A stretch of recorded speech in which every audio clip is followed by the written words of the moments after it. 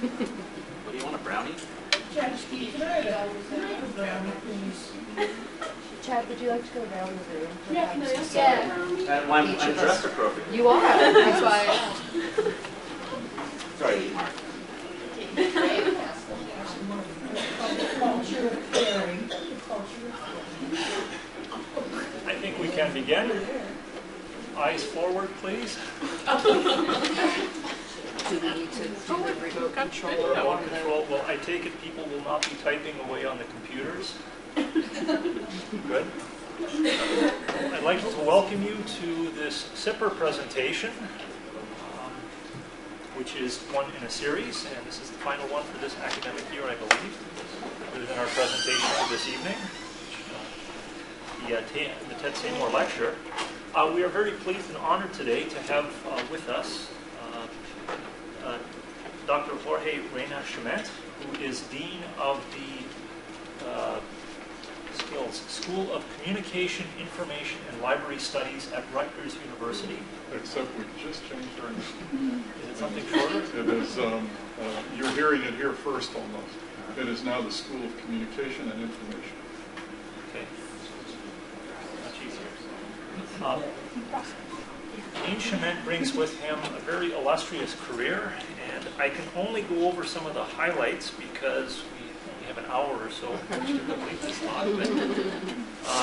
Dean Schement's research and scholarship covers the areas of information policy, global telecommunications, social aspects of the information age, Spanish language media, and information consumer behavior.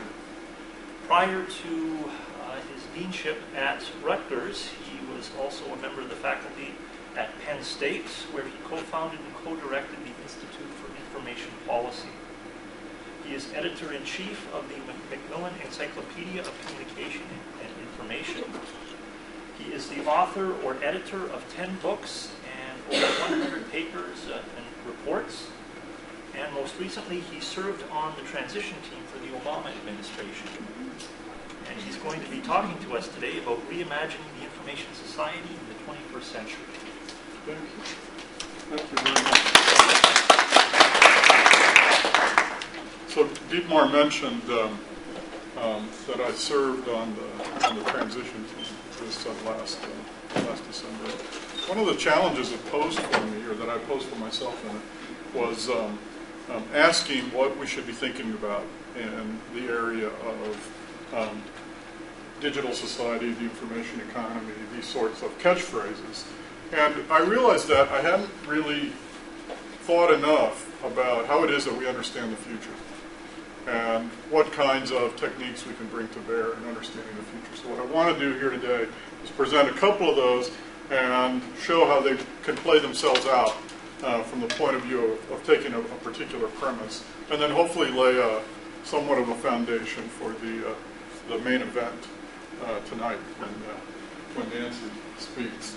So let's see.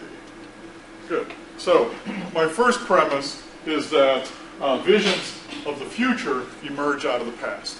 And so I have here two of my favorite quotes, one from Marshall McLuhan, and you'll notice it's not where he says we drive into the future looking in the rearview mirror, but it's the beginnings of that view. And then one from Walter Ong, where he talks about how the newer reality is really grounded in the older reality. So part of what I want to show today is that it's impossible to understand the future without having some grasp or some investment in the past. And this is a very big challenge for Americans, because Americans like to believe that each of them, every American that's ever lived, lives in the most crucial decade in the history of the United States. And so consequently, the past doesn't matter so much, because the future is always new and always changing. I hope to contest that. And then the second premise is that changes in the social structure, which is what I'm mostly concerned about, really oftentimes depend on continuities of social process. That is, the ways in which we do things oftentimes continue to be the same, but they produce different kinds of structures. And my favorite quote from Jane Jacobs is that city areas with flourishing diversity sprout strange and unpredictable uses of peculiar scenes, but it's not a drawback of diversity, it's the point. It's because we have diversity that these discontinuities occur. So, chapter 1 in the presentation is that some of the profound changes of the 20th century create the framework for how we think of the 21st century. So, for example, since the American Revolution, the number of people in American households has kept dropping. And this has certain kinds of consequences for us. It means that we're less communal than we have been before, and the social characteristics of communalism have tended to go away as well. It also means that a fairly large number of Americans, and I'll get back to this, live alone. And that living alone, which was once seen as a terrible curse to bear, is now seen as a lifestyle choice. And the curse to bear notion, why living alone was seen as a last possibility for individuals, was that Americans in the 19th century saw themselves as a highly interdependent set of communal relationships, oftentimes tied together by extended family. And therefore, if you were alone, it meant that you were living at the outskirts of society and you were living, in a sense, rejected by those around you. Whereas today, those other notions of communalism are not so visible to us, nor are they very important to us, and people see living alone oftentimes as a very positive kind of outcome. So it may be, in fact, this distribution is bimodal. It may be that people see living alone as positive when they're young. It's a way of expressing individuality, for example. They move out of their parents' house and live alone. And when they're old, they oftentimes see it as a way of preserving independence. They don't have to move in with their children and put up with them one more time. They can live the kind of life they want to live. Well, those interpretations are very much 20th century interpretations, certainly not 19th century interpretations. For most of the 20th century, for example, Americans believed, those who believed that they could go to heaven, believed that when they died and went to heaven, they would see all their relatives who had died and they would be back together again with a lot of people they hadn't seen. That is a post-Civil War notion. It doesn't exist in American religious thinking prior to the Civil War. It's really a result of the notion that so many Americans died away from their families in the Civil War that Americans compensated for that by inventing this notion that when you go to heaven, you're going to see your relatives again. It sets in motion, however, the possibility that a lot of other things begin to happen alone. So these are long-term trends. They tend to be trends we don't think about. They tend to be largely invisible to us, and yet they have consequences for the way we will be living our lives in the 21st century. How many of you come from or grew up in a household that at some point had a working father, non-working mother, or at least working at home mother, and children? Okay, so what's that percentage today? What percentage of households today have that mix? What do you think? How many? I hear 10. Do I hear more than 10? I hear 50. Do I hear less than 10? All right, hold on to that. So tell me.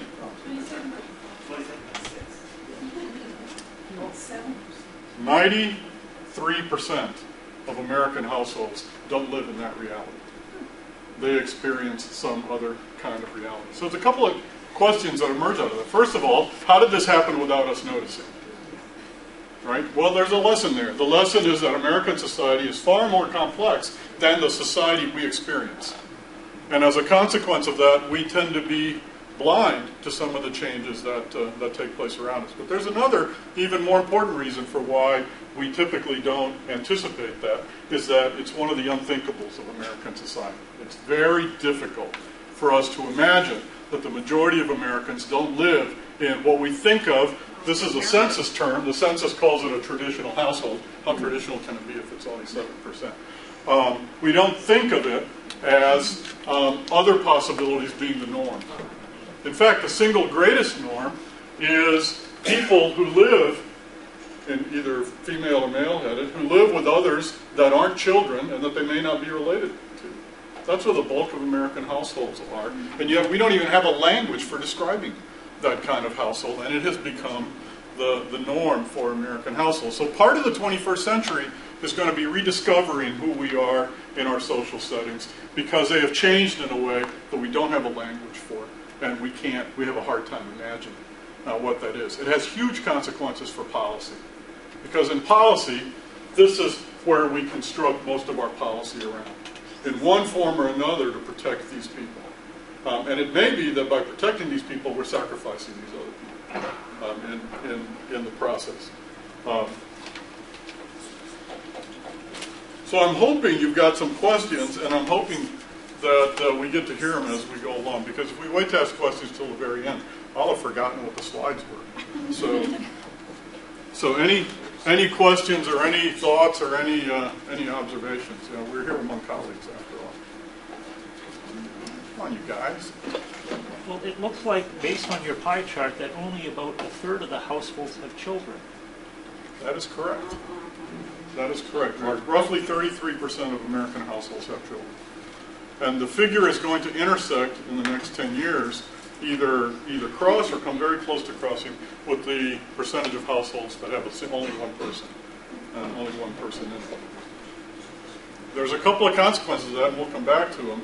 So one of the reasons that policy discourse about children in America is so tortured and so unclear and so muddled is that we're not really sure how we feel about children.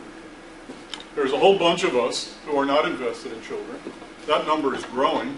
There's a bunch of us who see spending on children as taking money away from our retirement or ourselves or whatever. And so we'll come back to that, but it is directly rooted in this reality. Yes? How is immigration affecting this pattern? Can you hold that question? Okay. You hold that question, and we will come back to it. In fact, let's come back to it right now. Okay. So the first thing I want to ask you is, of all the groups that come to America, which are the two largest? What parts of the world contribute the most bodies in immigration to the United States? Latin America. Well, give me countries. Mexico. Mexico, and do I hear anybody else? Canada. I hear Canada. Anybody else? China. I hear China. What else? Anybody else? India. Okay. Come on, Peter. What do you think? Africa. It's only a country in Alaska, apparently. So where in Africa? Nigeria. Nigeria. Okay. So now tell me.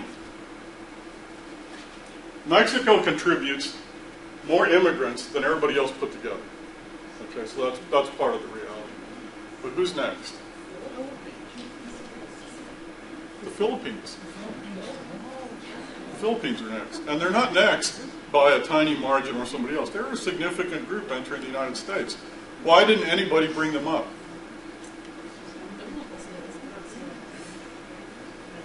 They're not part of our discourse. They're not entering in a way that is causing some kind of social conflict. They're not entering in a way where we encounter them as our doctors or necessarily as our service clientele.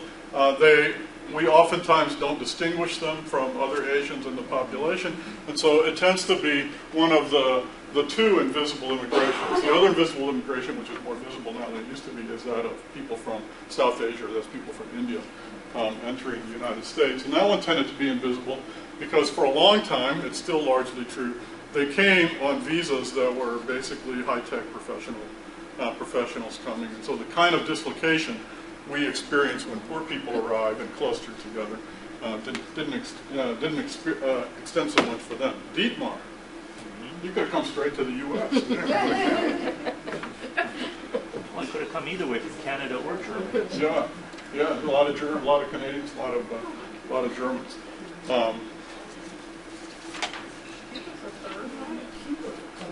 So I want to focus on, for a little bit, I want to focus on this Latino immigration in terms of the kinds of hits it's going to make in American society. But the one thing that I'd like to throw out on and have you think about is that immigration in the U.S. tends to be cyclical, not necessarily repeating itself, but there tend to be cycles of of heavy immigration, and the consequences of that play themselves out over a very, very long period of time.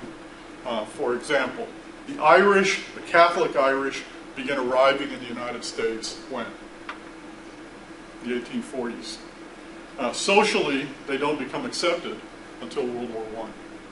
So there's this very long period of their arrival. They're not socially accepted. Initially, they're not even thought of as white people. And they eventually establish themselves in American society. So over the course of a century, various population groups find a place. So I want to look at Latinos somewhat. This is where the Latino population was in 1980. So I want you to keep an eye on this. These are counties, and I want you to see the spread of immigration. Keep in mind two things about immigration that we know about immigration spread. One is that immigration tends to spread in clusters. That is, people don't move individually.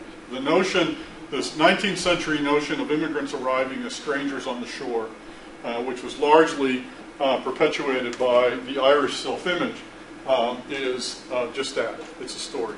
It's not what happens with immigration. What happens with immigration is something we call chain migration. Because people move to places where they know people. And as a consequence, their clustering isn't only a clustering of bodies of people from a country, it's often a clustering of bodies of people from a certain region or from a certain community. So in New Brunswick, we have a very large Mexican population. They're mostly from Oaxaca. And so they tend to bring with them Oaxacan dialect, they tend to bring with them Oaxacan food, and Americans in New Brunswick might think that's Mexican food, but in fact it's Oaxacan food. So, 1980, 1990, 2000, 2006. So let's go over it again. So what do we see happen? We see a spread. First of all, we see the three areas of concentration that are a result of historic events. What's the historic event here? It wasn't. Yeah, these people didn't come. These people came. Right? These people were here originally. What about down here? The key year is 1959. Cuba. Not the year the Dodgers won the pennant. Right? It's Cuba. It's a Cuban Revolution. And then up here, what's this about? This is about post-war efforts by American Airlines to make travel to Puerto Rico cheap. And creating a round-trip fare that was very inexpensive, and therefore enabling a lot of people from Puerto Rico to move up here as the beginning of a Caribbean spread. So what we see spreading is we see moving beyond the boundaries, and we see concentrating in cities. Right? Typically, immigrants tend to concentrate in cities. Where's Milwaukee? Is this Milwaukee right now? Okay. So fairly early on, Milwaukee has a Latino population. In fact, Milwaukee's Mexican population dates from when? Does anybody know when it first established itself here? World War I. Right, that's when it first establishes here. I know this in part because my grandparents were part of lived here for a while before they moved on to Flint, Michigan, and then went back to San Antonio. But here's the other growth we see. We see growth in the South. And we see growth across these states. So it is possible, we think, that this state and this state will become minority-majority states before the 2020 census, in the same way that Florida, Texas, New Mexico, California are today. And we see it. You see it spreading through 2006. We can imagine a greater concentration. Any thoughts on this? Or observations? Well, we were just noticing, like looking at Iowa, it's also sort of trending where the interstate goes through. We're trying to figure out how that kind of Well, that's an interesting point, because if we were to do a GIS mapping of demographic layers over geographic layers, we would see that road transportation tends to be very important as a factor in contributing to geographic settlement of certain immigrant groups, not Indians, for example, from South Asia, but certainly Mexicans and Puerto Ricans. So another consequence of the interstate highway system that was unanticipated. The interstate highway system, of course, was made so we could move troops back and forth across the United States should the Russians ever take Canada, right? And they didn't, but we have other consequences of the interstate highway system. Can you explain Alaska? As what? Just in Alaska. What's happening? I just don't think of Alaska and Latin Well, there's a lot of, in fact, Alaska is a state of migrants, right, and of immigrants. And those immigrants tend to reflect the latest wave of immigrants, people who are willing to move and go places. Sarah Palin's hometown, for example, was settled by displaced farmers in the Midwest during the Depression, who moved in large numbers up to Alaska because the Roosevelt administration subsidized settling in Alaska. So what the North Slope represents is employment and people willing to move and work. One of the characteristics of immigration from Latin America is that there tends to be a higher percentage of males than females, and so there's sort of a group of mobile males that are available. Down here in the Aleutian Islands, there is a Latino population that dates back to the first decades of the 20th century when canneries were established there. And people who had been working in canneries in California were then hired to work in canneries in Alaska. And if you ever read Cannery Row, you know a little bit about what that industry is like and why you might want to escape it from California.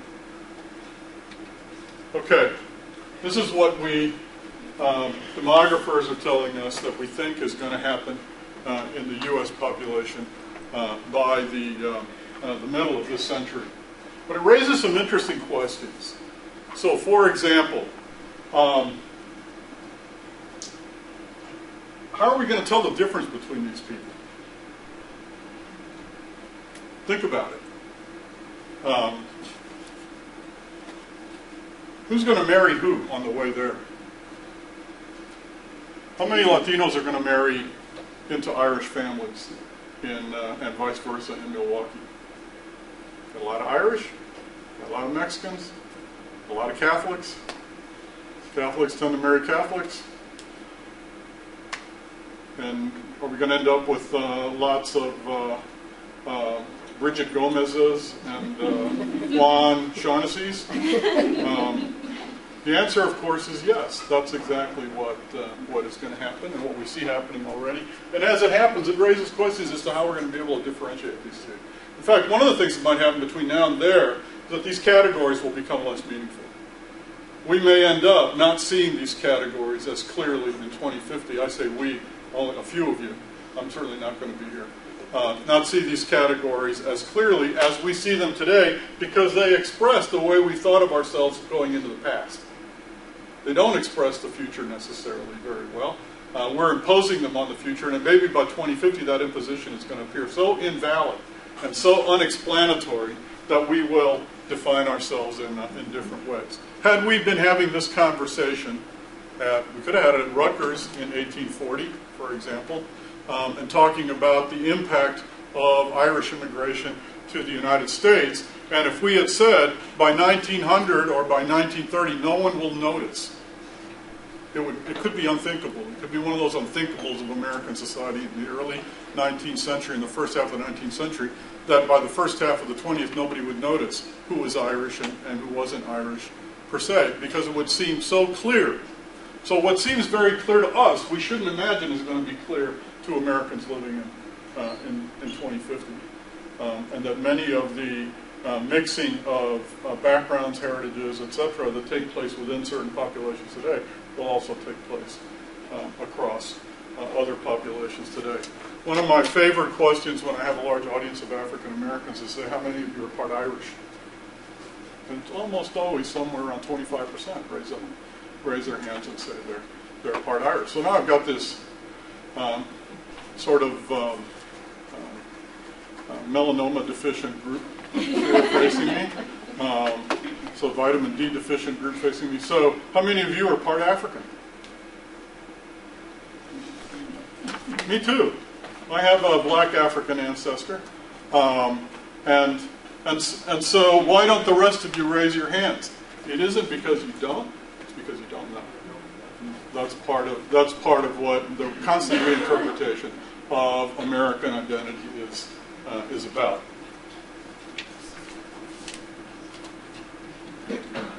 When we talk Hispanics, for example, or Latinos, depending on what part of the country you're in, we're actually talking a bunch of different groups. Why should we even differentiate these groups? What's the difference? You speak Spanish here, and you speak Spanish here. True or false? Well, you do, except that when you order beans in Puerto Rico, you're ordering habichuelas, but in Mexico, you're ordering frijoles. If you order tortillas in Puerto Rico, nobody knows what you're talking about. And in fact, there's a whole vocabulary that's different between the two. The accents are different. The pacing is different. It would be as if we group all the English-speaking countries together, this being India, for example, and then made the argument, well, they all speak the same language, so of course there aren't too many differences among them. So part of what's happening in the United States is not that a group called Latinos are coming to the United States, but a whole bunch of ethnic groups that we've lumped together into one category because it's convenient for us are coming to the U.S., and where they settle has a differential cultural impact. You see the big impact of Spaniards in the U.S., right? You know, they're not the big group that's coming over. But if we take them together as a demographic group, we see that there's differential impact. All right, so for example, in 2000 they were 12.5%, in 2006 they were 14.8% of the population, but in this period they contributed 50% of the population growth. And in terms of a natural increase, if we take the non-immigration population growth in the United States, they still contributed almost half of the population growth in the U.S. They constituted almost 25% of births taking place in the U.S. And this is where demography is actually destiny, right? If you can look at births and look at who's in the births, you can know a lot about what's going to happen in 20 years, what's going to happen in 40 years, who's who. But they only contributed 4.6% of deaths. And in terms of net international migration, they were over half of all the immigrants coming to the United States. So take any one of those factors and play them out, and you can see changes taking place in U.S.'s population. Keep in mind what this means for librarians. Right? Librarians could be preparing now. They could be making strategic choices and preparing now for the changes they're going to be facing, because we already know the factors that are in play. If anybody 20 years from now is surprised by what happens, it's only because they weren't paying attention. Right? The data's been here, and the data's been playing itself out pretty straightforwardly. Another way of looking at it. These are what's called population pyramids. We have males on this side, females on this side, males and females. So this is the total American population. What can you tell me about it?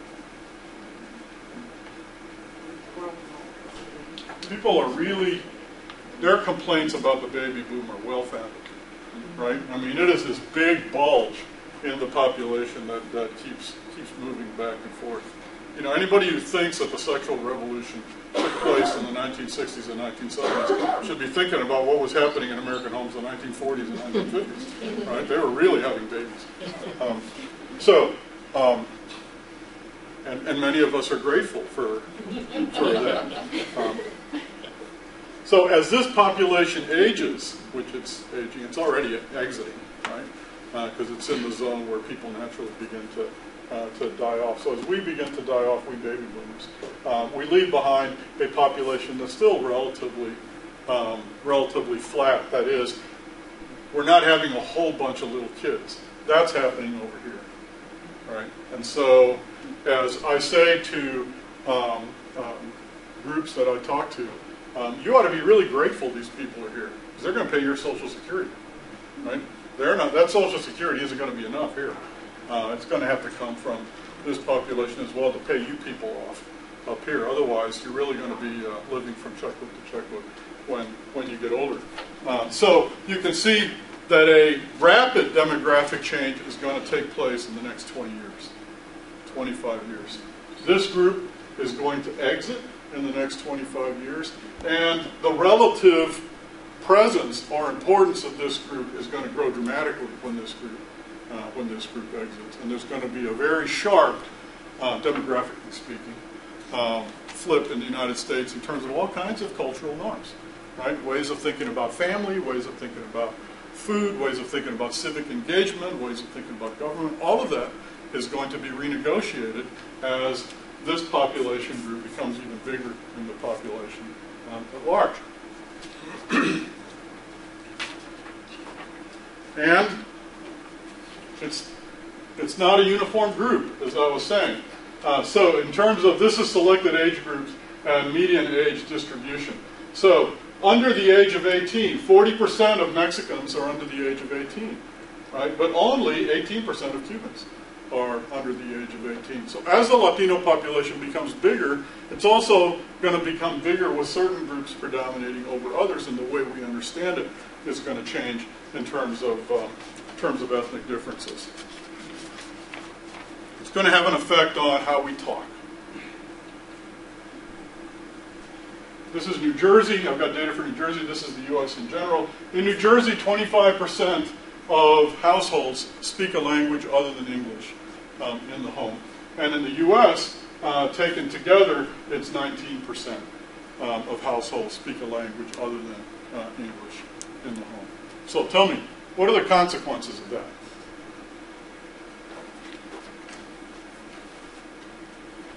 Who's concerned that English is threatened?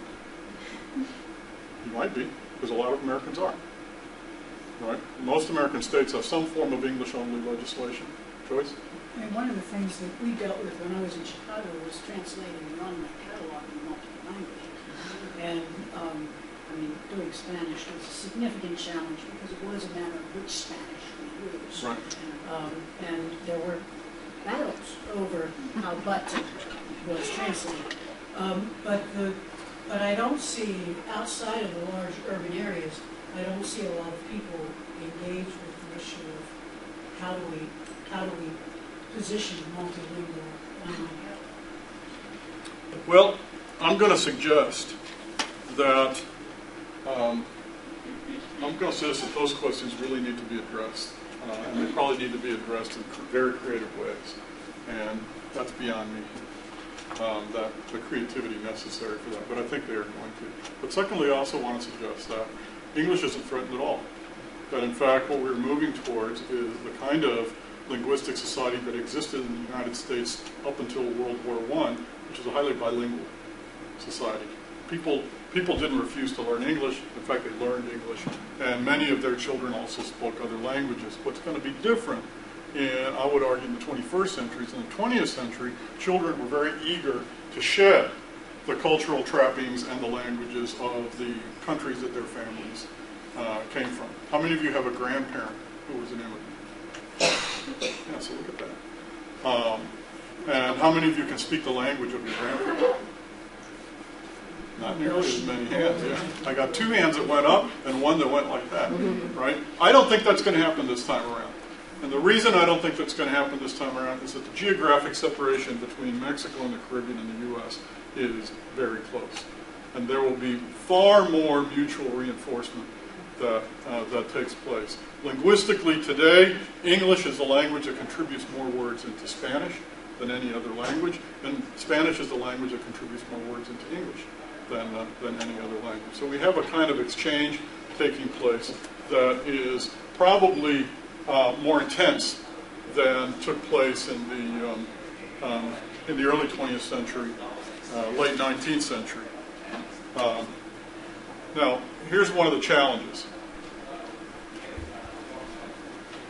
24% of Americans have at least a bachelor's degree. Right? 75% don't. This is adults. 25% of Americans have at least a bachelor's degree. But among Mexicans, for example, it's only 7.5%.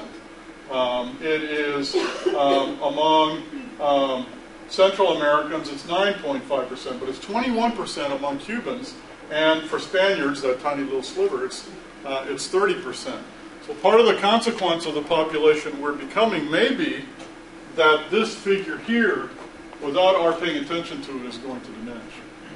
It may be that the percentage of Americans with a high school, with a college degree, will diminish in the course of the 21st century. And if that does, that's a serious challenge for us in terms of global competitiveness and in terms of the kinds of industries and economies we can grow and find people to work in. The single biggest datum, I would argue, that should concern us in terms of these kinds of issues is that for every 2 Mexican kids that start high school, only 1 graduates. So it's a 50% dropout rate among Mexican kids going to high school. And they are this big growing portion of the population. If there was any social issue that I would argue we have to fix in order that would have consequences way down the line, that's the one. And have you heard President Obama mention it recently, or have you heard anybody talking from the Department of Education about how we've got to get on this thing right away? No. Here's something else that's happened. It's already happened. Right? You knew, of course. How many of you knew that Americans buy more salsa than ketchup? And how many of you knew that Americans buy more corn chips than potato chips? So let me ask you the question. When did that transition take place, buying more salsa than ketchup? It took place right around 1985. And when did this one take place? Obviously the same time. Yeah. When we identify these as photographs for kids, they don't identify them as Mexican food. Right? And there's a certain portion of Americans who don't even call these tacos. Right? They call them wraps. Americans regularly bring piñatas to their birthday parties, and they don't even know where they came from. And of course, even American kids can learn to play tortillas the same way the Mexican kids learn to play with tortillas. So part of the changes taking place in American cuisine reflect American culture in general, are that we import culture from other countries, other parts of the world, and as we do, the process is that we absorb it in a way that it becomes less visible to us. And when it becomes less visible, we no longer see the exchange taking place. And so it is, on the positive side, a way in which we, just absorb other cultures. We're very good at doing that. On the negative side, it allows us to see foreign influences in detail in ways that appear threatening because we forget all the others that occur around it.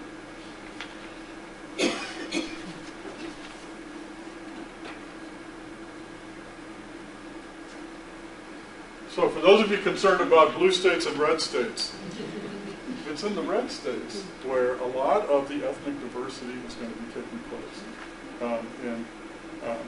in the United States. And it's in these red states, I would argue, where a lot of the intercultural tension is going to play itself out.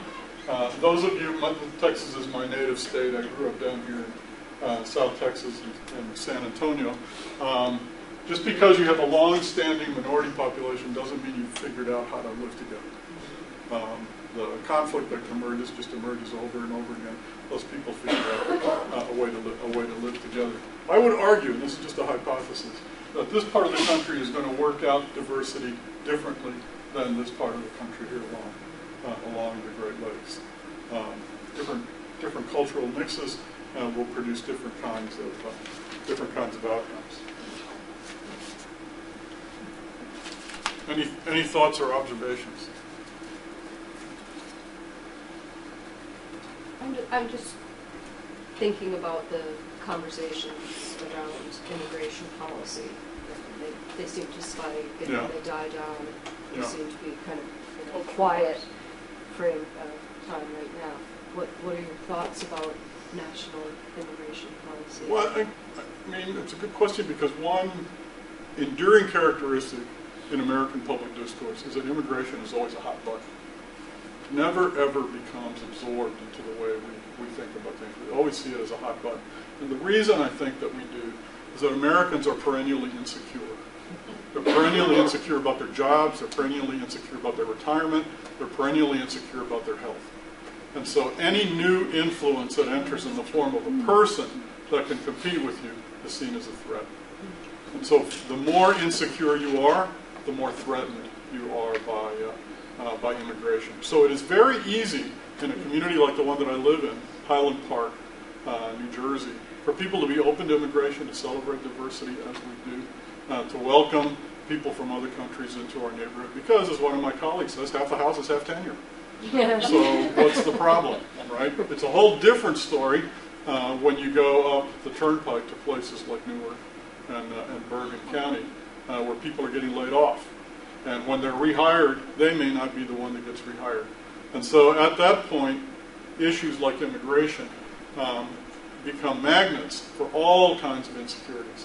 And when you dump a bunch of insecurities on a public issue, you're not going to resolve it in a very rational way.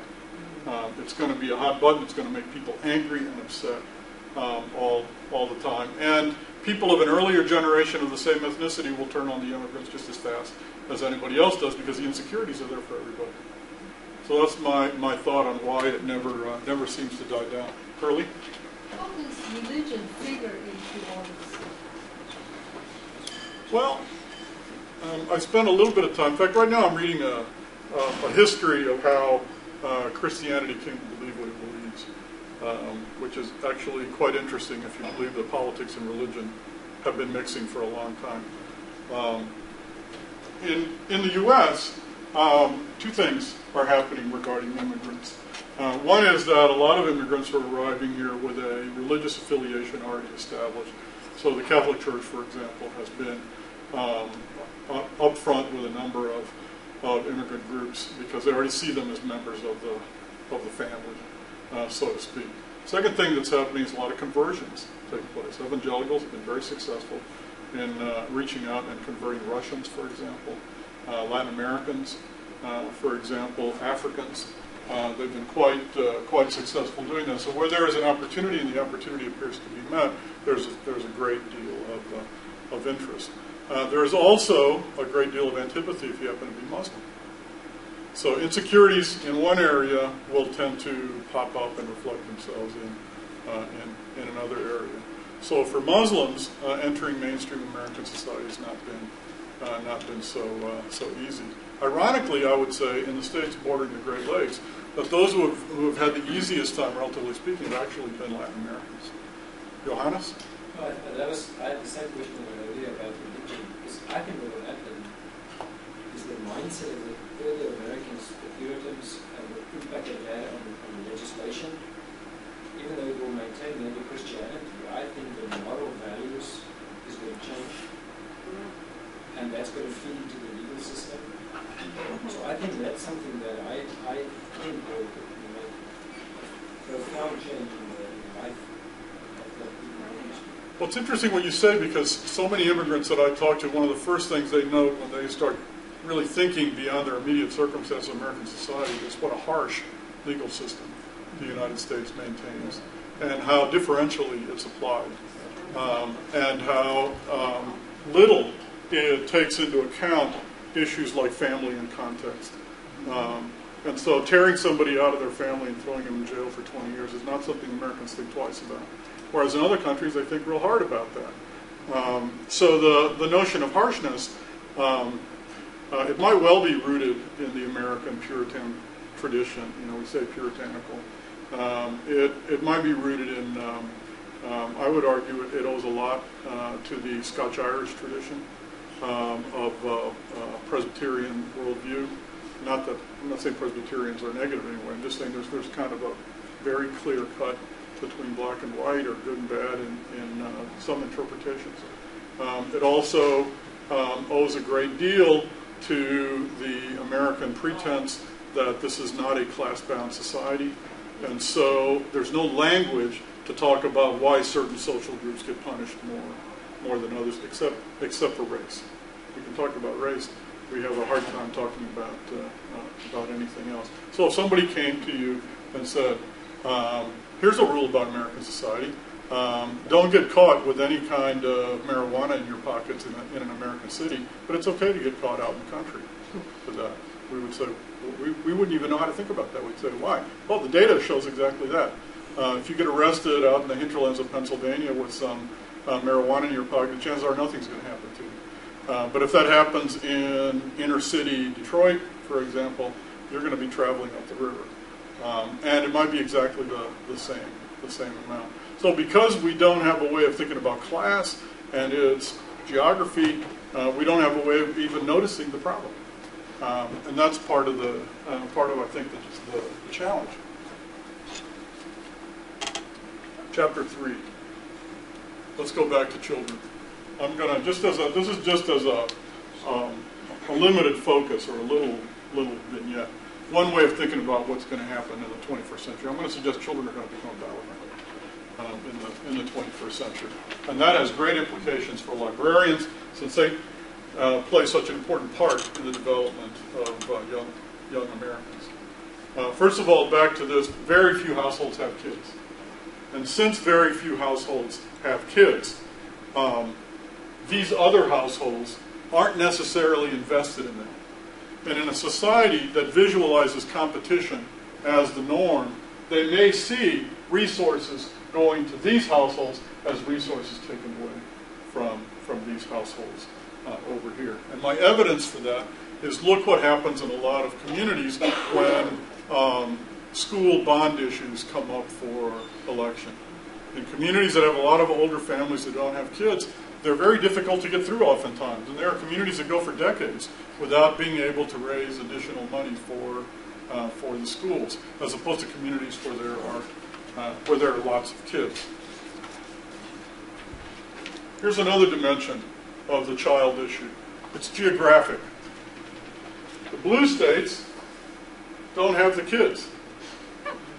The red states have a lot of the kids. And the contested states up here have a lot of the kids.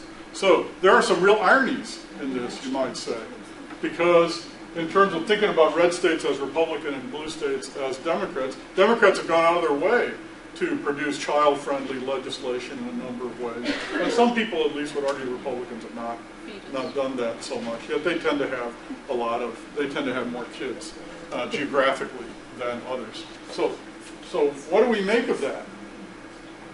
Do we say, as one of my colleagues says, you're much better off being a child in New Jersey than you are being a child in Louisiana or Alabama, because there's going to be you have more resources available to you in terms of education, and education is the only upward variable of upward mobility in the U.S. Or what we might say is that eventually these states may turn on kids. They may find themselves less and less sympathetic as time goes on and as they get even older for kids. I don't believe in ends of one as contributing much in the way of understanding trends, but the state that spends the least amount of money on kids is West Virginia, right? Which also has the lowest percentage of kids in the population. On the other hand, and N of 1, California doesn't spend a whole lot of money on kids either when it comes down to how much they spend in the schools. So there are some very complicated, I would argue, dynamics that are going to play themselves out in the 21st century revolving around kids, because the distribution of children is not going to be very even in the U.S. If the population with the high distribution of kids is right now minority, and those kids are going to grow up to be majority. That's just having the kids down here. You're right to point that out. Is it just as likely that those kids, now being the majority, will be able to hang on to those kids' benefits? Well, let me predict one thing. Since the majority of kids being born in these states are minority kids, either African, American, or Latino, we're going to see some very interesting dynamics when they become adults in terms of the public sphere in these states. Because the flips that take place will take place quite rapidly. And at least in the case of Latinos, they also tend to get married earlier at a younger age than others. African Americans are actually zero population growth. So while they have kids, they're not producing kids out of number with with their population. The same way that whites are at zero population growth in the U.S. The children in the U.S., the increase in children tend to come from immigrant families and from Latino families. Yes? Are there any trends visible in the number of kids produced by first generation, second generation, third generation immigrants? Well, what we know, I'll show you in a minute what we know about that. Peter's always ahead of the curve. That's good. That's good. Here's another geographic balance. This is the percent change in the population. So blue states, or blue counties, have the highest percent change in the population. And these, what color is this? Is this like gold or yellow or something? Anyway, these counties here have decrease in population. So the blue counties are increases in population. These gold counties show decreases in population. Typically, we have two dynamics that play themselves out. In counties that suffer a decrease in population, making money available for kids becomes very scarce. It just becomes very hard to raise that kind of money. But ironically, in counties that experience an explosion of kids, making money available to kids also becomes very difficult to come by because institutions are being stressed so badly. How many of you here are baby boomers? American baby boomers. Okay. How many of you remember going to school in classes that were so huge Americans wouldn't tolerate the size of those classes today? I mean, I don't recall being in a grade school class that had less than 60 kids in it. Right? 60 kids, one Irish nun. She was probably up to 250 kids being able to handle. But 60 kids and one Irish nun was a pretty rough ratio, it seems to me. So geography is going to play a role. And whenever geography plays a role, it becomes very difficult to have uniform federal standards and uniform federal practice, whether it's in a library or whether it's in a school.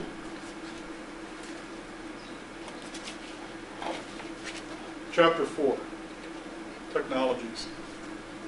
So I'll run through these fast. We're out of time, are we? Or almost out of time? 1:30 or so. Okay.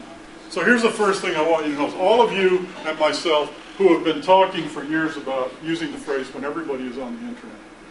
I want you to note that for the last 20 years, approximately 7% of American households have not had telephones, and that doesn't appear to change.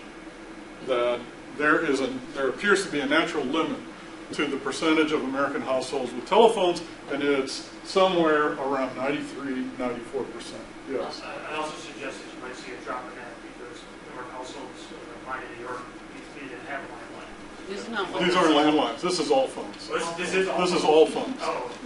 Right. You can get the data now. It's all phones. The FCC keeps that data now. They didn't used to keep it for a while, but they do now. And so there is this natural range at which it's going to be very difficult, I would argue, to get internet access into a house that doesn't have telephone access. And so this could be a permanent zone for Americans that we're just not going to get above when it comes to internet access. And if that's the case, we need to think really hard about what we don't make available beyond the internet because these people just aren't going to get it. Yes? Same thing true of television? The percentage? Television is also has a natural ceiling, but it's at 98%. So 2% of households haven't had a TV for 30 years and still don't have TVs. In the case of radio, it's 99%. So 1% of households don't acknowledge at least having radios when the census comes around. Do you think television or radio or wireless are able to bridge that internet gap you were just talking about? This is a conversation for another time that I would love to have. But the 25-cent version of it is that for information technologies where you pay once and you can get the technology like buying a television set, for example, penetration rates tend to be much higher than for those that are subscription rates. So when you subscribe to something, the natural ceiling for it tends to be lower because you have a constant sort of dynamic of people going on and off and on and off as they can't afford it anymore. For internet access, since we're putting so much information on the internet, that itself is a problem as to who has access or not. If we ask the question, Were you without telephone service for some time in the last 18 months or 24 months? This would probably drop down to here. There would be a much larger percentage of households without telephone access for some period during a 2-year period or an 18-month period. What this question is do you have telephone access, period? And so it tends to show itself higher. The intermittent nature of telephone access for a significant portion of the population is a policy challenge, because it has serious consequences out of guard.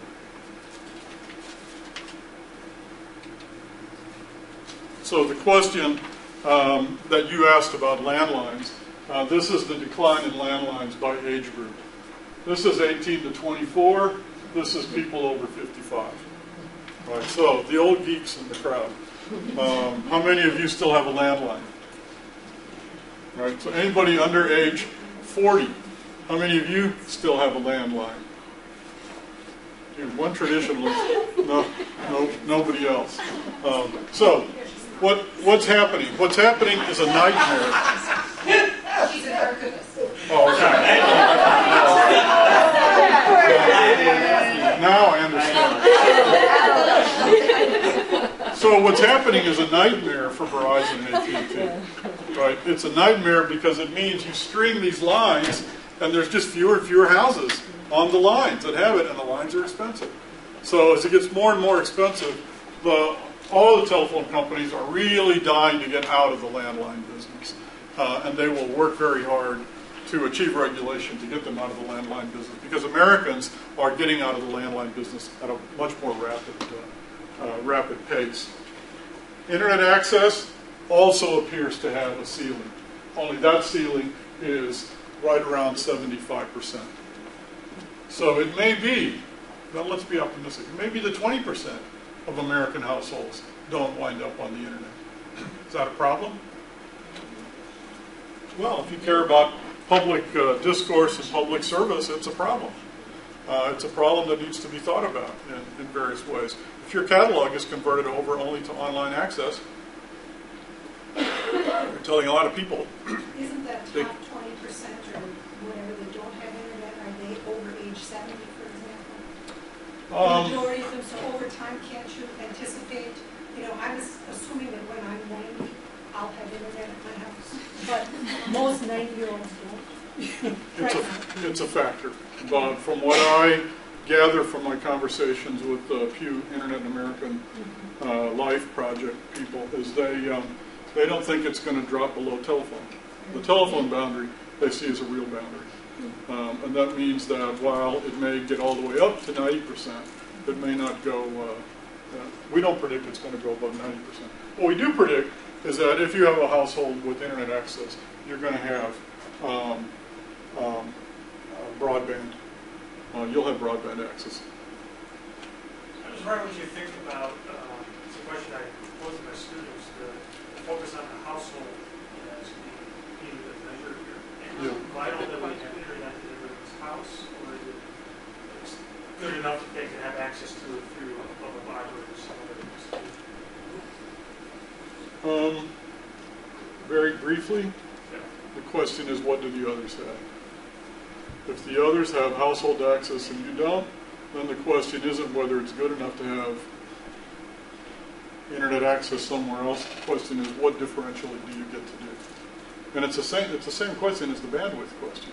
If you have very high bandwidth, even if both of you have household access, what is it that you get to do? And if we translate that question into you get to participate more, then what we're saying is you get to be more of a citizen, and somebody else gets to be less of a citizen. And I would argue that is a serious policy question. So without giving an answer, it's an empirical question, and there's a hypothesis there. And the empirical question is we can examine groups of households and see what it is they get to do and what it is they don't get to do. And it's especially important, as we'll see, for various ethnic groups, especially if they're growing to be larger parts of the population. So we do know that income makes a difference. And we know that it makes a big difference. So what's median household income in the U.S.? What do you think? Half the median line. Below and above. What's that median line for household income? No, it's more. It's around. It's close to. It's a little below 50.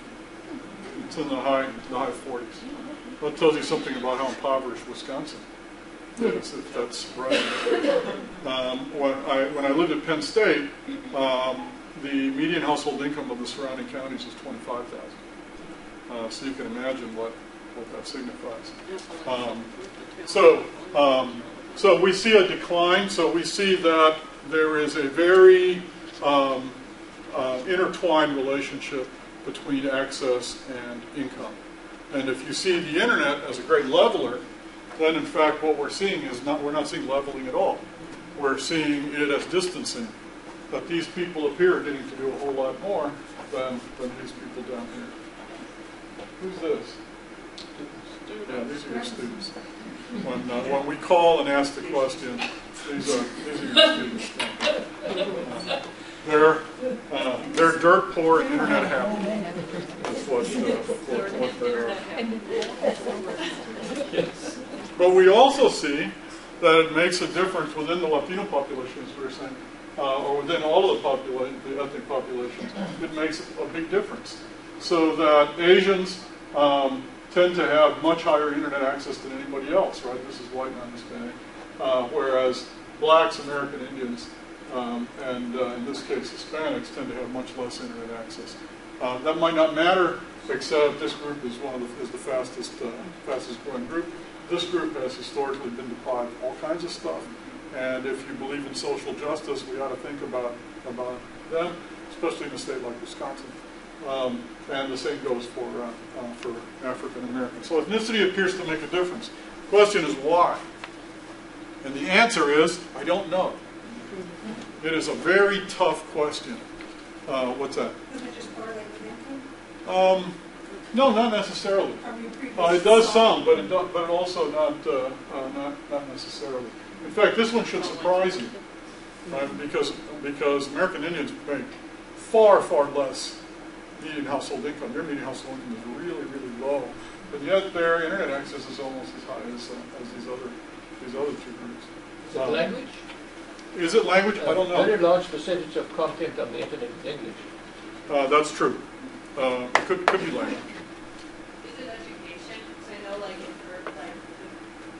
these populations are in urban areas, which have one computer lab, the whole entire school, and these kids don't get the same level of computer instruction as a white kid in the suburbs. We think that both education and income play itself out. Let me tell you just real briefly one case example from a project at the University of Texas. This is Latino kids living in a barrio called East Austin, and when asked to attach words to computer work and asked to give the computer a kind of gender, the girls saw the computer as feminine, and the boys saw the computer as feminine. But when they went across town to the white part of town and asked kids to do the same thing, the girls saw the computer as masculine, and the boys saw the computer as masculine. So what gives? What gives is that on the Mexican side of town, the mothers are working in offices that have computers, and the fathers are working construction. And so the computer was seen as a feminine device by the boys especially. Whereas on the Anglo side of town, it's not reversed necessarily, but many of the fathers worked with computers, and the boys identified the computers with the fathers, and so they saw them as masculine. What's the outcome? The outcome is a lot of Latino kids didn't want to work with computers because they saw that as girl stuff, and they didn't got cooties or something. They didn't want to touch it. So it plays itself out in some I would say counterintuitive ways that we are just now beginning to figure out. Internet use among Latino ethnic groups, well, it varies also. And as you can see here, it's quite low among Mexicans. For librarians, reading habits among Latinos. Well, they tend to vary as well. If we take an index of 100, Cubans tend to be much higher readers of magazines, relatively high readers of newspapers, as do Puerto Ricans, but Mexicans tend to be lower on both scores. Fastest growing newspaper in terms of subscriptions in the U.S. is El Diario de Nueva York.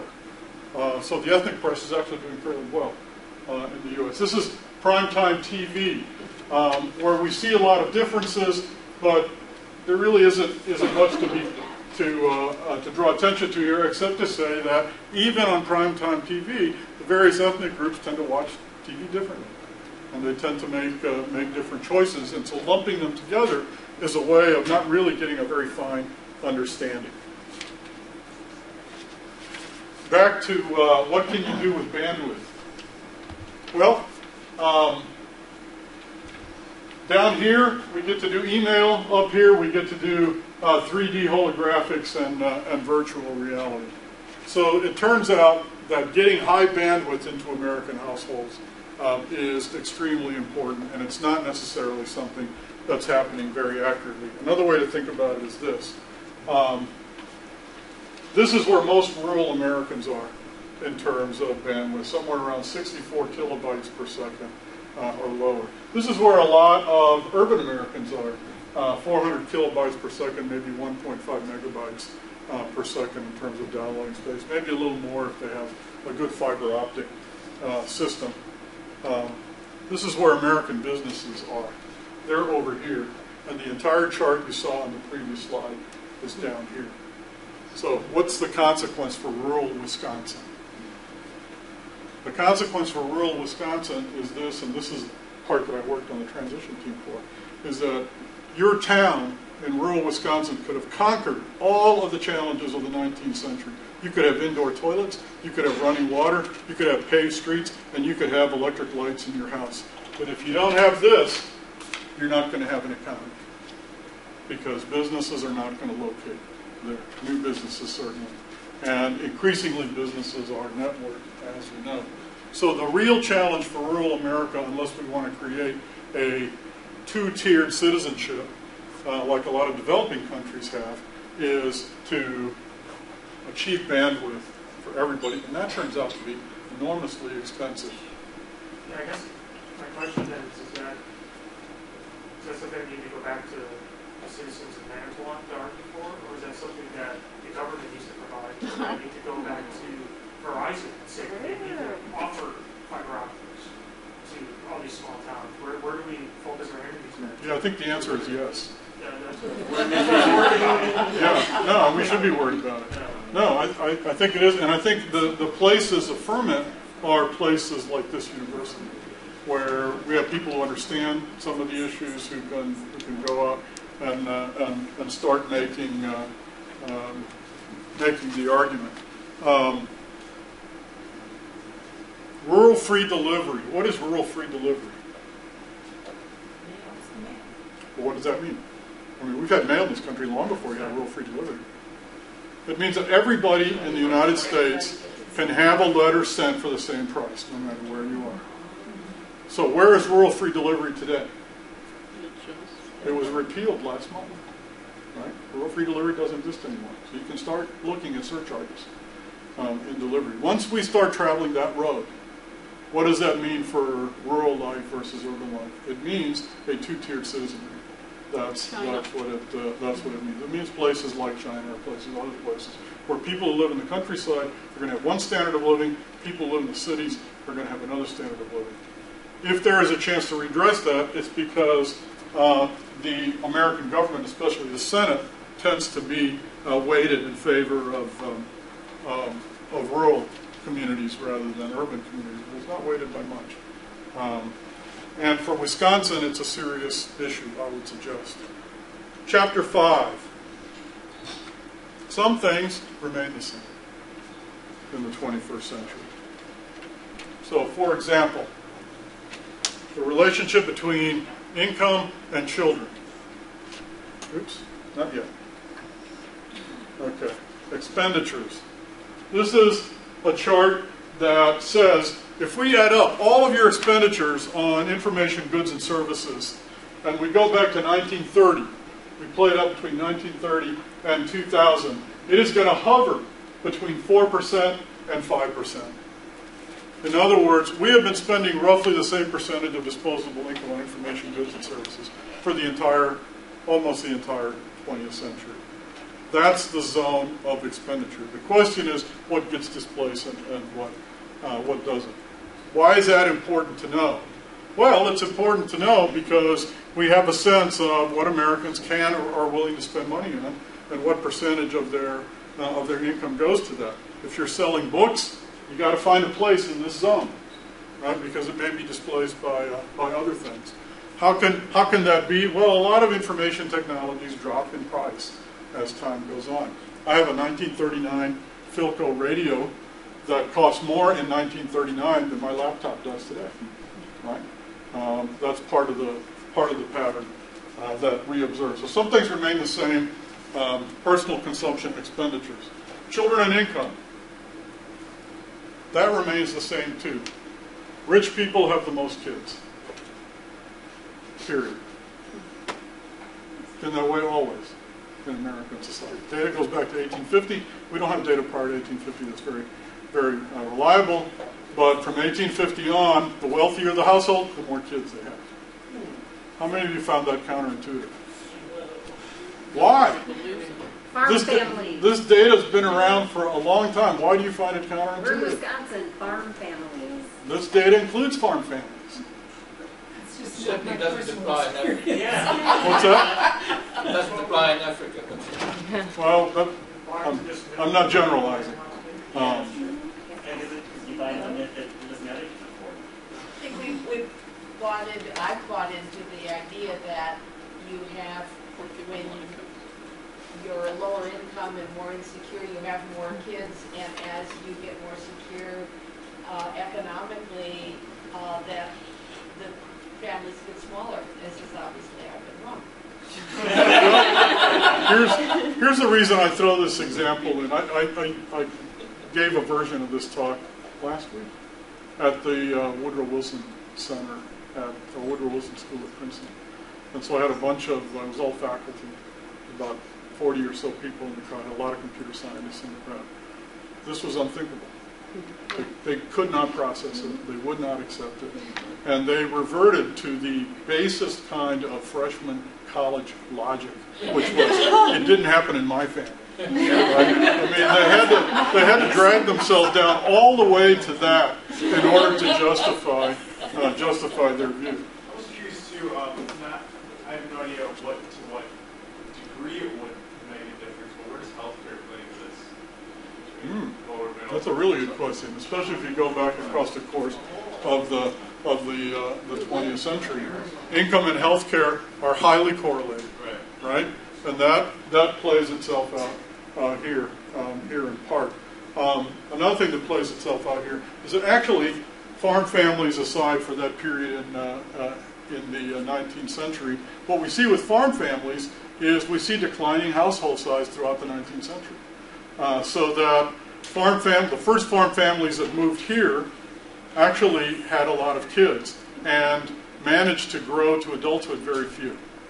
And over time, we see them having fewer and fewer kids, in part because what happens is the family gets converted into an economic unit in the 19th century. And when it's converted into an economic unit in the 19th century, people become conscious of spending money on kids. And when they become conscious of spending money on kids, they face what is actually a very tough proposition, but one in which we all feel very comfortable with, which is if I have one more kid, I won't have enough money for these two that are already here. And by God, this second one is so cute. We have to think about that. What we see happening with really poor families is we see teenage pregnancy, right? But the teenage pregnancy rate is flat. It's just the same in 1900 as it was in 2000. The difference is who's married. 2000, very few were married. In 1900, almost all of them were married. Second consequence of that is with poor single mothers, they typically just have one kid. And the reasons for why they have the kid at all tend to be quite complex, involve rites of passage, all kinds of things. But they typically have one kid. Yes? Is it also we have Social Security in this country? So once we have Social Security, your retirement isn't dependent on how many days you have to retire when you're going to retire? Well, that's part of the transition to the household as a monetary unit rather than as an organic unit. As people begin to see children, their old age, all of that as rooted in expenditures rather than rooted in a kind of investment in having enough kids to take care of them. My mother is constantly reminding me that she is so happy she has 4 daughters, right? And doesn't have to rely on me and my 2 brothers. So part of what remains the same is this, right? The dynamics change somewhat, but the relationship between income and families and the reasons for why that's there tend to be somewhat constant. Another thing that remains the same is where America's wealth is. This map in terms of wealth is exactly the same today as it was in 1900. Right? That's where the concentrations of wealth are in the United States. That's where they will continue to be. It has an impact on industry, has an impact on the economy, has an impact on politics, has an impact on all kinds of stuff, the geographic distribution of wealth. So if you're concerned that these states here are losing population and all that kind of stuff, they're not losing their wealth power. And that wealth power turns out to be pretty important to where Americans are going to be. That was the same throughout the 20th century. I would suggest when we have this lecture in 2050 and somebody is here to give it, this map is going to look quite similar. Something else that will remain the same in a kind of conceptual way is that, for example, Wisconsinites are still going to be saying pot, and we in New Jersey are going to still be saying soda. And there are going to be, the linguistic variation of American English is going to continue in the 21st century, just the way it continued in the 20th and in the 19th century. Some of the terminology may differ, but there's going to be a lot of linguistic variation. There's no indication whatsoever that we are developing some kind of homogenized American language, right? In this part of the country, right here, this little green belt, right here is where people say the lawn needs mowed, right? And they're going to be saying the lawn needs mowed 50 to 100 years from now, just the way they have been before. And over here, they put syrup on their scrapple, and over here they put ketchup on their scrapple. And they're going to be doing that, And scrapple is a kind of leftovers from the pig that are pressed together into a cake and then fried up. And those people who put syrup on it think of ketchup as a complete abomination. And those people who put ketchup on it think of syrup as an abomination. That kind of stuff is just going to be part of the terrain, and it's going to continue to be so. And here is the proof that Alaska is a place of immigrants. Look at all the mixtures you see in there. That only happens when you bring people together from lots of different places. This little zone in here, which is a zone that grew up in, is that we did not grow up calling that drink a soda. We grew up calling it a soda water, right? Which is even more different. Which is also true down here. The 21st century household. This is from an interview conducted a few years ago, where Jill Reston is telling us. She says, seems to be the best time that we have our family discussions when we can get away from the home, go out to a restaurant, nothing to distract the kids, no video games they can run off to, no phone ringing, no TV. Seems like a lot of the meals around this table, although we're pretty good at getting together, but usually there'll be something that we have to get done. There's a game coming on, phone will ring. So we look forward to the times that we can go and take the kids and go out to some place and really have good family discussions. In the 21st century, Americans will have to purchase intimacy because they're not going to have it in their homes. Because their homes are going to look like Metroplex theaters. And finally, why do I even care about all this stuff? I find it endlessly fascinating. This is a poem from about 1895 by Laura Elizabeth Richards, who's the daughter of Julia Ward Howe. And it's called Elephony. Once there was an elephant who tried to use the telephone. No, I mean an elephant who tried to use the telephone. We are perpetually fascinated by our new technologies and find them amusing, threatening, scary, all kinds of things we find with them. And it is a constant of American society, and it's one of those things about American society that I find endlessly fascinating. And why do we care? Well, this is why I care. Because in the words of Langston Hughes, I swear to the Lord I still can't see why democracy means everybody but me. That's my bottom line, is democracy for everybody, including me. Thank you very much.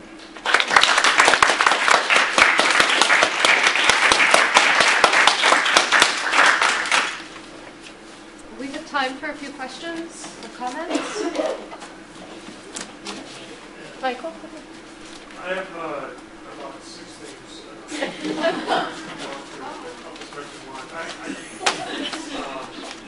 I'd like to get your opinion. Taking back to chapter 4, and these larger issues of sort of the digital divide, or we want to explain the relationship between internet access, universal phone service, and the public library.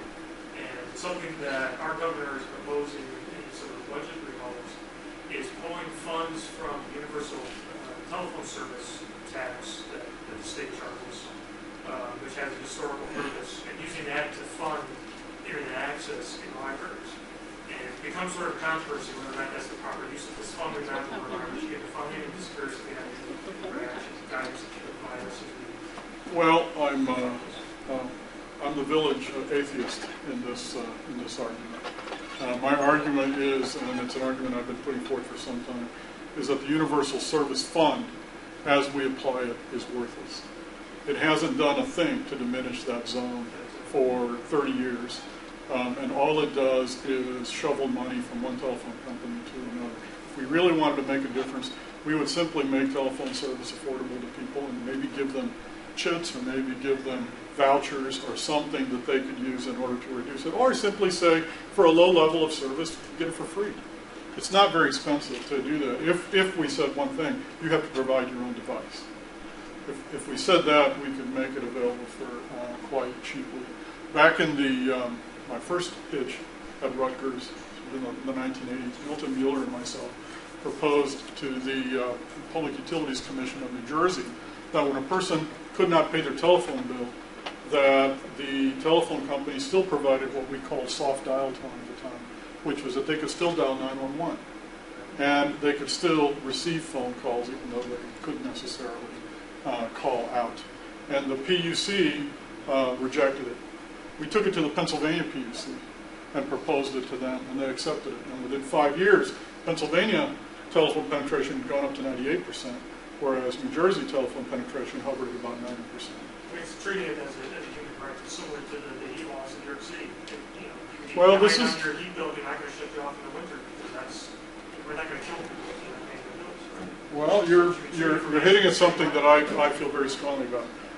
As part of the transition team, the policy group that I led for a while at Penn State put together a book called "And Communication for All," and in the opening theory chapter, I propose that we think of all kinds of access, telecommunications-related access, as a social contract, and as a social contract that's rooted in the social contract of the American Constitution.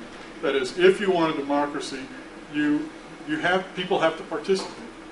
They have to have the right to participate in the democracy. And if you give people the right to participate, but you don't give them the means to participate, it's not a real social contract. So they have to have the means to participate. And that has been our debate in this country for 200 years, is over the means of participation. My argument is that we have to make available the means of participation. And if that means internet access, that's one thing. If that means telephone access, that's another. But that's where we ought to be focusing, not on whether Verizon is getting enough of the cross-subsidy or not getting enough of the cross-subsidy. That's really not the issue. In the case of libraries, we put together a very good system. It was a cross-subsidy system that was progressive. And that system created the level of access that American public libraries experience today. If we go back on that, we will go back on the whole that part of the social contract. So I would argue these are strong issues, and that they're issues that we need strong voices on, and that no federal policy is going to work for all Americans. We've got to think about it at the local level, because it's just, we've seen all the different ways in which it's different. We've seen all the different ways in which participation is different. So if that's the case, then the closer we are to our local communities, the more it is we know about what's needed. As one of the consequences of not having good access, even though you can flush the toilets in rural Wisconsin towns, is that they get older. The average age creeps up because young kids leave. Right? And so if you want to depopulate a country over time, make sure the young kids leave, because that outcome will create depopulation over time. The most advanced place in that regard, up until very recently, has been North Dakota, where you have a whole lot of farmers who are quite old and are dying off. But it turns out those farms are being bought. Who's buying them? Mexicans, right? That's who's buying them. So a kind of population shift is taking place, and in part because the children of the original population left. So the 21st century is going to be an interesting ride, and we haven't even figured out everything that's happening. I have an existential question. How hopeful are you? I have an existential answer, perhaps. I mean, as I get older, I temper my hopefulness, hopefully, with reality. I think we are pretty good at facing up to certain kinds of realities, and we're pretty bad at facing up to others. You know, the unthinkables are constants of American history. We're going to have a real hard time with the relationship between income and children 50 years from now, just as we do today. It's just not one of those things we can handle very well, because unless we somehow invent a language that has to do with class and family and all of that, we just don't have the language to deal with a number of these issues. That doesn't mean we don't deal with them. It means we deal with them in different ways and from different perspectives. In the 1950s, Americans had no language to deal with income redistribution and class, so they invented the GI Bill. Right? That's a redistribution scheme. It's as successful as land redistribution, more successful than land redistribution in Mexico in the 20th century. But we couldn't talk about class as an issue, so we converted it to the issue of veterans and military service, which is still where we are today. So we will confront these issues because it becomes so big we can't ignore them. The question is, what's the language we're going to bring to them? So we're back to Chomsky. Are we back to Chomsky? Perhaps. See? Perhaps. See, that was my existential answer to the Are there other questions or comments? We will continue the conversation tonight at the Joey Boo's restaurant, starting at 5. So hopefully you're signed up and coming, and cocktails, cash bar at 5 o'clock. Cash bar. Unless Harlan has changed his mind. Oh, he's gone. Sorry. And dinner will be at 6, and Nancy's talk will start at 8. So we'll have plenty of time for discussion and coffee too. So thank you for coming out, and thank you to Jorge. Thank you.